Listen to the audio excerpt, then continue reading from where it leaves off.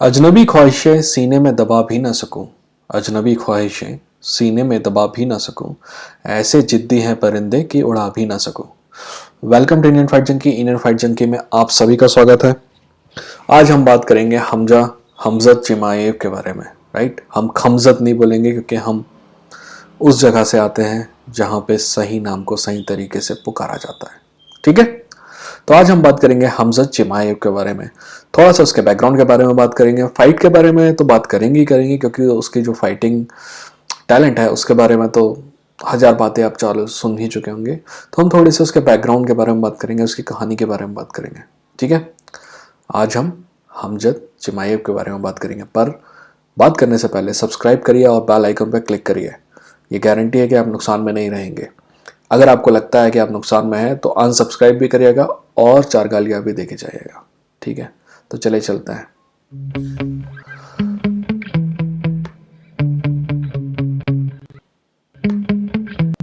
Yeah. Sometimes I get so mad, there's no controlling me. My thoughts get so bad, I'm like, I might grab a bat, I don't know, my wrath, my blood boil. Oh God, here goes. I lost all feeling from my head to my toes. You said some shit that I can't let go, so just stay tuned for the rest of the show.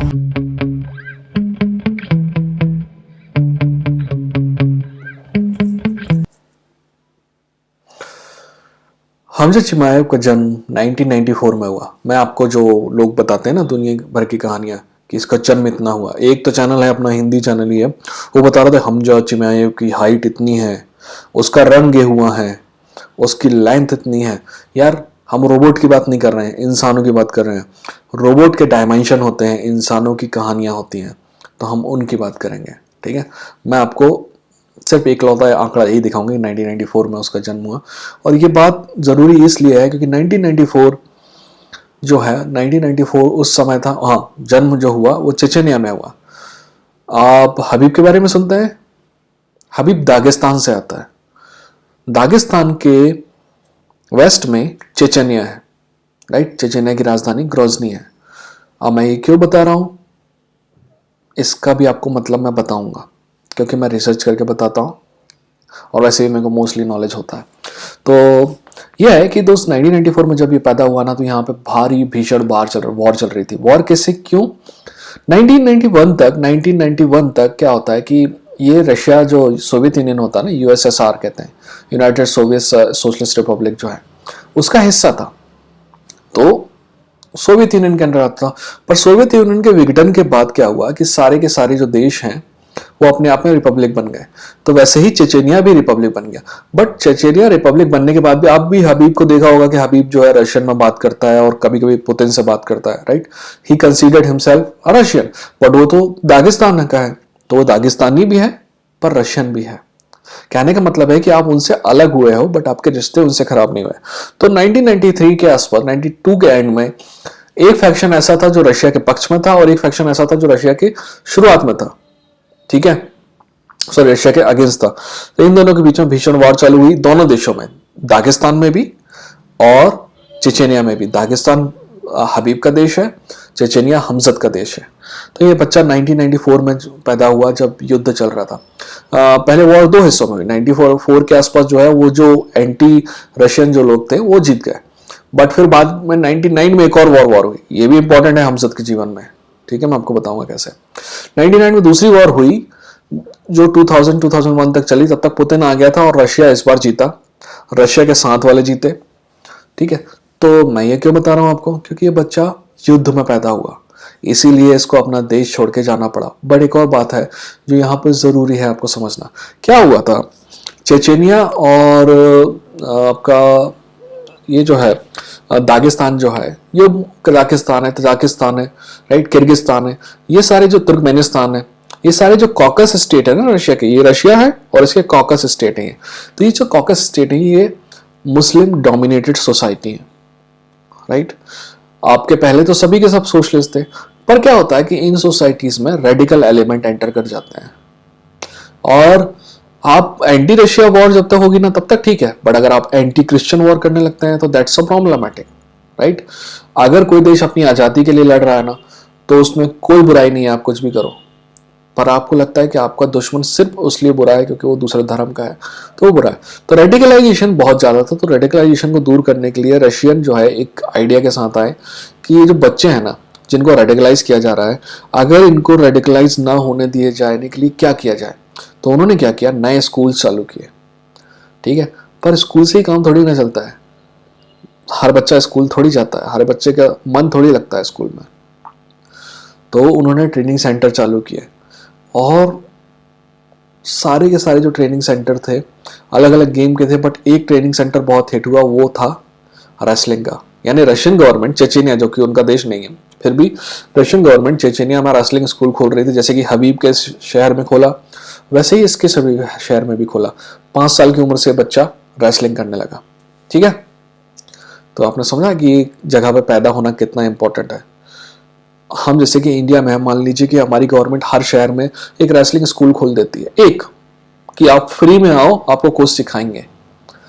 हमारे पास भी एक से एक wrestler मिलेंगे। वैसे अपने शहरों में व्यायामशालाएं हैं, बट व्यायामशाला और एक्चुअल टेक्निकल रेसलिंग में फ़र्क है, ज़्यादा नहीं है। यहाँ धरती पकड़ पहलवान होते हैं ना, जो मट्टी पकड़ते हैं, उसकी जगह मैट होती तो उसको कैसे पकड़ेंगे। तो दैट्स द डिफरेंस। अगर वैसे ही कर दे तो हमारे यहाँ भी कुछ अच्छा हो जाएगा। तो इस वजह से हमजद को जो है शुरुआत से ट्रेनिंग मिलने लगी। ये बच्चा जो है, 2 बातें मैं इसके बारे में सीखा हूँ। पहला, ये हद से ज़्यादा टैलेंटेड है। दूसरा, इसकी जवान पे मत जाना, ये आदमी भी अच्छा है। ठीक है, आगे बढ़ते हैं। चेचेनिया में पैदा हुआ 1994 में, है ना। मैंने आपको बता ही दिया है कि प्लेग्राउंड बनाया रशियन गवर्नमेंट ने, स्कूल बनाए, ठीक है, जिम्नेजियम बनाए। ठीक है, ये बच्चा इतना बेहतरीन था रेसलिंग में कि जो रशियन नेशनल चैंपियनशिप होती है ना, उसके फाइनल्स तक पहुंचा। ठीक है, 2002 में, यानी कि ये जब नहीं 2002 में उसका बड़ा भाई असाइलम के लिए मूव किया, राइट। और फिर 2012 में ये लोग भी असाइलम के लिए मूव किए। क्यों मूव करेंगे दोस्त, अपॉर्चुनिटी नहीं रहती है, वॉर टर्न एरिया है। और ये वो लड़कों में से नहीं है जो चेचेनिया से अलग हो जाता है और फिर चेचेनिया से अपने रूट अलग कर लेता, नहीं, ये अच्छा लड़का है। यहाँ पर आपने देखे ना, ये चूतिया जो हैं, मैं उनको नहीं कह रहा कि वो चूतिया हैं। देखो, आप बाहर जाते हो कोई बुरी बात नहीं है, आप पैसे कमा के हमारे देशों में भेजते हो, ये भी कोई बुरी बात नहीं है। आप फिर वही ग्रीन कार्ड लेते हो, कोई बुरी बात नहीं। पर अगर आप ग्रीन कार्ड ले लेते हो ना, तो वहीं के रहो ना, हमें ज्ञान मत दो। यहाँ पे मेरे दोस्त हैं जो यहाँ से उठ के वहाँ जाते हैं, अमेरिका जाते हैं, और वहाँ से उठ के मेरे को बताते हैं कि भारतीय संस्कृति क्या है। तो उस टाइप का चूतिया ये लड़का नहीं है। ये दिल से चेचेनिया से मोहब्बत करता है, और वो जैसे भी करता हो, और चेचेनिया भी उससे कम मोहब्बत नहीं करता। ये बात आपको मैं आगे बताऊंगा कैसे। ठीक है, तो ये 2016 के आसपास, जो 2012 के आसपास स्वीडन पूरी फैमिली मूव कर जाती है। अब क्या है, नए देश में है, बेचारे गरीब बच्चे हैं, तो जैसे तैसे फैक्ट्री में कभी काम करेगा, कभी इधर काम करेगा, कभी उधर काम करेगा। ठीक है, और ये बच्चा वहाँ पे प्रैक्टिस करना चालू कर देता है। 2015 में ये पहली बार जिम जाता है। ठीक है, वहाँ पे भी वो चैंपियन बन जाता है। ठीक है, पर चैंपियन बनने के बाद दूसरे देश नहीं जा सकता, क्योंकि अभी उसको असाइलम पूरी तरीके से मिला नहीं है, तो अभी उसके पास पासपोर्ट नहीं है। तो वहीं पे ही उसको ट्राई स्टार जिम में जगह मिलती है। ट्राई स्टार जिम में जब उसको जगह मिलती है, तो वहाँ पे गफ्टरसन जैसे लोग हैं। गफ्टरसन की कहानी है कि एक दिन उसको देखता है कि इसके पास जूते नहीं है, तो वो नए जूते दिला के देता है उसको। ये अच्छे लोग हैं, राइट, जिनको मतलब अच्छे लोगों के साथ हमेशा अच्छा होना चाहिए। तो पर ये जो लड़का है आपका हमजद, जिसको वो जूते दिलाता है, बाद में हमजद के पास जब पैसा आता है, तो वो वहाँ के जो आपके क्या कहते हैं, होमलेस लोग हैं, है ना, जो फुटपाथ पे रहते हैं, उनके खाने का इंतजाम करता है। तो ये सब अच्छे लोग हैं। इसलिए मैं बोल रहा हूँ कि हमजद की जवान पे मत जाना, he is very good guy. अब आगे बढ़ते हैं। ठीक है, ये ट्राई स्टार जिम ज्वाइन करता है, 6-0 रिकॉर्ड हो जाता है। ठीक है, पर एक मौका आता है। ये क्या होता है कि 6-0 जो रिकॉर्ड होता है ना, तो कहाँ पे फाइट कर रहा है, ब्रेव एफसी में। ब्रेव एफसी कहाँ पे है, मिडिल ईस्ट में। वो स्वीडन का लड़का, चेचेनिया का लड़का है जो स्वीडन गया, स्वीडन से आके मिडिल ईस्ट में फाइट कर रहा है। अब मिडिल ईस्ट में फाइट करते करते उसको ब्रेव एफसी में जो फाइट कर रहा है, तभी अभी फाइट हुई है उसकी। अब क्या हुआ, यूएफसी जो है, आपको पता है कि 2020 में क्या हुआ कि सबकी सब फाइट जो है उनको यहाँ लाना पड़ा मिडिल ईस्ट में। याद है आपको, याज आइलैंड में फाइट हो रही थी, फाइट आइलैंड, बकचोदी हो। तो एक शॉर्ट नोटिस फाइट आई जिसमें एक फाइटर जो है एकदम से नहीं कर पा रहा था कम्पीट, तो इसके पास आई, तो इस लड़के ने बोला कि ठीक है 3 दिन के अंदर इसने एक्सेप्ट कर लिया वो फाइट। ठीक वैसे ही अगर आपको भी कभी मौका मिले ना तो ज़रूर एक्सेप्ट करिएगा। वैसे बाहर पोपे पोपे चिल्ला रहा होगा, पोपे मतलब भाजी होता है, राइट। हम बैंगलोर में हैं तो थोड़ी बहुत कन्नड़ भी आनी चाहिए। तो इसने शॉर्ट नोटिस फाइट एक्सेप्ट की। ठीक वैसे ही अगर आपको कभी मौका मिले अपना टैलेंट दिखाने का, ये बात अलग है कि वो जो टैलेंट दिखाने का मौका मिल रहा है आपके खिलाफ है, मतलब mostly odds are against you, क्योंकि शॉर्ट नोटिस फाइट में आपकी तैयारी नहीं है। पर इस लड़के ने वो मौका लिया और आप भी लिए, क्या होगा? ज़्यादा ज़्यादा फेल होंगे, पास होंगे तो दुनिया मिलेगी, फेल होंगे तो टैलेंट एक्सपीरियंस मिलेगा। ठीक है, तो इसने फाइट एक्सेप्ट की और जीती। अगली फाइट अगले 10 जो शॉर्ट नोटिस फाइट थी मेरे ख्याल से कोई फिलिप्स था ना, उसके खिलाफ थी। अब उसके ठीक 10 दिन बाद इसने दूसरी फाइट की। दूसरी जो फाइट है वो भी इसने जीती। ठीक है, अब उसके 8 वीक बाद इसने मर्शाट को हराया। मर्शाट के पास यूएफसी में सबसे ज़्यादा सबमिशन है, उसको उसने हराया और वो भी नॉकआउट के थ्रू। ठीक है, तो ये रातों रात हीरो बन गया। इसके बाद इसको फाइट ऑफर हुई लियोन एडवर्ड्स वाली। लियोन एडवर्ड्स वाली जब फाइट ऑफर हुई उसके बाद जब ये दोनों तैयारी कर रहे थे तब कोविड इसको हुआ, और कोविड में इसके मुंह से अब कुछ दवाइयाँ ली गई हैं, उनका साइड इफेक्ट हुआ, कोविड में इसके मुंह से खून निकला। तो इसने इसकी फ़ोटो लगाया और बोला कि आई कांट डू एनीथिंग। तब भी इस बच्चे के दिमाग में सिर्फ ये था कि अगर मैं कुछ नहीं कर पाऊंगा तो मेरे माँ बाप को कौन देखेगा। That's all he had in mind. आपकी फाइट अट गई पिछवाड़े में, उसको ये था कि अगर मैं पैसे कमाने वाला था और अपने परिवार के लिए कुछ करने वाला था तो अब मैं नहीं कर पाऊंगा, तो ही वॉज सैड। अब उसको फोन आता है काडिरोव का। काडिरोव के बारे में दुनिया कुछ भी कहे, राइट, बट वो आदमी, क्योंकि उसके देश, काडिरोव कौन है? चेचेन का प्रेसिडेंट है, चेचेनिया का प्रेसिडेंट है, राइट। उसने उसको कॉल किया, बोला कि कोई दिक्कत नहीं बेटा, यहाँ आ जाओ वापस जहाँ तुम्हारा घर है, हम तुम्हारा इलाज करेंगे। तो ग्रोजनी गया वापस और वहां पे पता नहीं उन्होंने क्या किया, ही गॉट बेटर। ठीक है, और फिर से वो फाइट करने लगा। तो हम उसके बाद जो नंबर 10, इसके बाद उसका नंबर 10 रैंक जो था आपका वेल्टर वेट में, ये वेल्टर वेट और मिडिल वेट में जंप करते रहा है पूरी जिंदगी भर, इवन रेसलिंग कैरियर में भी। ठीक है, तो डिफीटेड नंबर 10। उसके बाद तो आपको पता ही है कि गिलबर्ट से इसकी फाइट होने वाली है। अब हम सभी ने देखा है कि बेहतरीन रेसलर है, पर अगर आप इस चैनल को जानते हैं तो मेरे ख्याल से आप भी काफ़ी कुछ देखते हैं, तो आप ये जानते हैं कि न सिर्फ ये अच्छा रेसलर है बल्कि बहुत ही शानदार स्ट्राइकर है।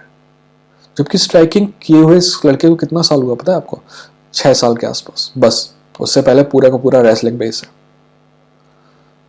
तो मैं हमेशा कहता हूँ ना कि जैसे कि मैंने अनकलेव के बारे में लगभग 1.5 साल पहले बोला था कि यार एक ना एक दिन चैंपियन बनेगा, और मेरा भी मानना है कि वो बनेगा। मैंने जो शफकत राकुमना है उसके बारे में कहा था पिछले साल भी नहीं, एक्चुअली 2020 के एंड में, कि ये लड़का भी चैंपियन बनने लायक है, एक दिन चैंपियन बनेगा। मेरा मानना है कि लड़का आज चैंपियन बनने लायक है। अगर आज इसकी कमारू उस्मान से फाइट हो जाए ना, तो मेरा मानना है कि कमारू उस्मान को डिफीट कर सकता है। अब आप गिलबर्ट की फाइट के बारे में दिमाग जा रहा है ना, मेरा मानना है कि गिलबर्ट की फाइट कमारू उस्मान की फाइट से टफ होगी। पर क्या होगी ये तो मैं आपको वीकेंड में बताऊंगा, है ना, क्योंकि उसके बारे में भी तो मेरे को थोड़ा बहुत रिसर्च करना पड़ेगा ना। गिलबर्ट भी बहुत पसंद है मेरे को, तो उसके बारे में भी हम बात करेंगे। अगर आप अभी तक आए ना, सब्सक्राइब करके बेल आइकन में क्लिक करिए और अपने दोस्तों से शेयर कीजिए, क्योंकि YouTube तो शेयर नहीं करेगा। चलिए अपना ख्याल रखिए, मिलते हैं अगले वीडियो के साथ। कमेंट सेक्शन में बताइएगा कैसा लगा। ठीक है, टेक केयर।